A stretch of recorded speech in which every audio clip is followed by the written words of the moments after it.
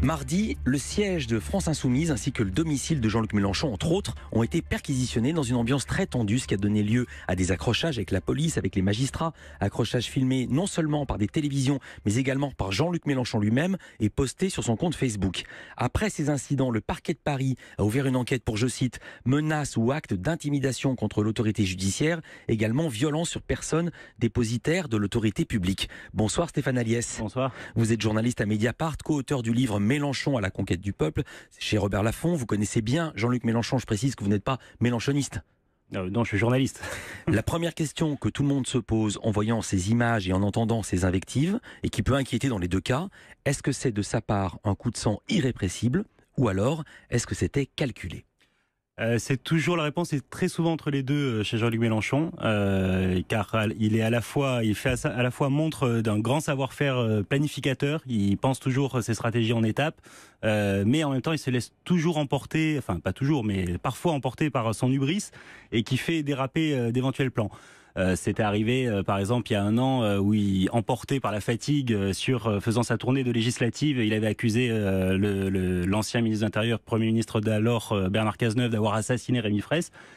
Il était revenu. Là, on est encore dans un cadre intermédiaire, c'est que je pense qu'il n'avait pas planifié du tout une telle stratégie face à la justice, mais qu'il s'est laissé emporter par l'événement, par la surprise, je pense, et il a réussi. Et je pense pas qu'il avait en tête d'hystériser complètement ce moment-là. Mais peut-être qu'il y a aussi une certaine panique à voir la justice s'intéresser de trop près à des comptes de campagne dont finalement on ne sait pour l'instant pas encore tout. Vous écriviez ceci, c'était bien avant la perquisition, c'était il y a plusieurs mois, au moment où vous sortiez votre livre. Vous dites que Jean-Luc Mélenchon part de l'idée très marxiste que le conflit fait naître la conscience. Oui, donc c'est calculé, si je suis cette phrase. Il l'évoque souvent en référence, cette phrase de Marx, et pour lui, c'est comme ça qu'il s'est lancé plus ou moins sur le vrai devant de la scène politique, après des années au PS où il animait les courants d'aile gauche. C'était le tumulte et le fracas, le bruit et la fureur. Et toujours comme ça, en disant il faut parler cru et dru, disait-il, je le cite à chaque fois. Et effectivement, c'est un peu sa façon de fonctionner. Il pense qu'il faut arriver à avoir un certain comportement de matamore pour se faire entendre, pour être invité dans les médias, pour venir provoquer, pour venir jouer un face-à-face médiatique, soit avec les grands médias de l'oligarchie, soit avec les grands ses ennemis politiques, ses adversaires politiques qui sont eux-mêmes qui tiennent ces médias de l'oligarchie dans leurs mains. Donc il joue tout le temps des face-à-face qui le permettent de le faire émerger et le permettent de le mettre au summum de l'opinion médiatique. Stéphane Aliès, vous avez beaucoup écrit sur lui. Vous le connaissez depuis combien de temps, Jean-Luc Mélenchon ? Ça fait, on va dire, 10 ans à peu près. Comment vous qualifieriez son ego ? De difficilement maîtrisable. Comment il est en privé, pour dire les choses autrement ? En privé, non, il est en privé. Moi, je sais pas, on part pas en vacances ensemble. Là, on a eu une relation strictement professionnelle qui est par ailleurs. Dans ces cas-là, quand on n'est pas dans l'hystérisation médiatique, et plutôt quelqu'un de très agréable, quelqu'un qui ne pratique très rarement le off, qui parle très simplement, et très sincèrement de sa stratégie politique, de ses convictions, de là où il a envie d'aller, de la trace qu'il a envie de laisser dans l'histoire de la gauche, et qui est quelqu'un d'assez intellectuel, qui a beaucoup de culture, et avec qui c'est un plaisir de discuter. Le problème, c'est que parfois, il se laisse emporter par ses émotions, son hubris et son envie de tout balayer. Alors on y est, sur l'émotion et sur le bris. Je voudrais vous faire entendre 2 sons, 2 phrases. Au nom de quoi vous m'empêchez d'entrer dans mon local ? Je suis un parlementaire. Touchez pas, monsieur Mélenchon. Vous ne me touchez pas. Ne touchez pas. La République, c'est moi. Ma personne est sacrée, la République c'est moi. C'est le vrai Mélenchon ou il a changé ? Il a possiblement un peu changé. Est-ce qu'il vous disait la République c'est moi quand il vous parlait ? Non, mais il peut avoir ce genre de grandiloquence d'habitude qui était, en tout cas dans un cadre journalistique serein, qui était plutôt ironique sur lui-même.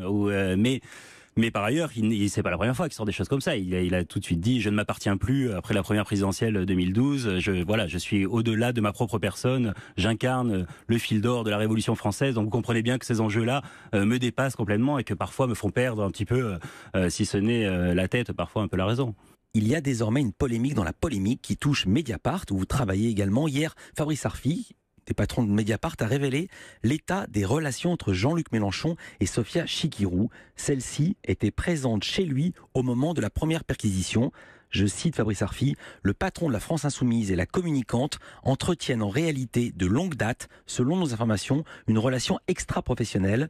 Celle-ci pourrait relever de la seule vie privée des deux intéressés, mais elle prend désormais, à la lueur des investigations judiciaires, une dimension d'intérêt général. Il fallait sortir cette information, savoir que ces deux-là, pour dire les choses crûment, sont ensemble. En tout cas, le choix des mots était important. En tout cas, ont une relation extra-professionnelle qui a été attestée. C'est pas quelque chose. Beaucoup disent c'est un secret de polichinelle, tout ça là. Moi personnellement, je n'avais aucune certitude sur tout ça. Et moi, je l'ignorais. Alors c'est vrai qu'on l'entend. On l'a entendu depuis de longues dates, mais on a hormis des témoignages, y compris dans le premier cercle, y compris aujourd'hui de gens qui nous vouent hégémonie et qui nous disaient à quel point ça devenait un problème en ce moment, vu les affaires qui s'amoncelaient autour de Sofia Chikirou. Là, on est l'intérêt général prime sur la vie privée, c'est pas une nouveauté, ça n'est pas un traitement spécial réservé à Jean-Luc Mélenchon, en tout cas pas à Mediapart, puisque ça a été déjà un débat sur lequel on était accusé de même façon au moment de l'affaire Woerth-Bettencourt, vie privée, enregistrement, oui, mais qui révélait tellement de choses qui nécessitaient d'être portées au devant du public.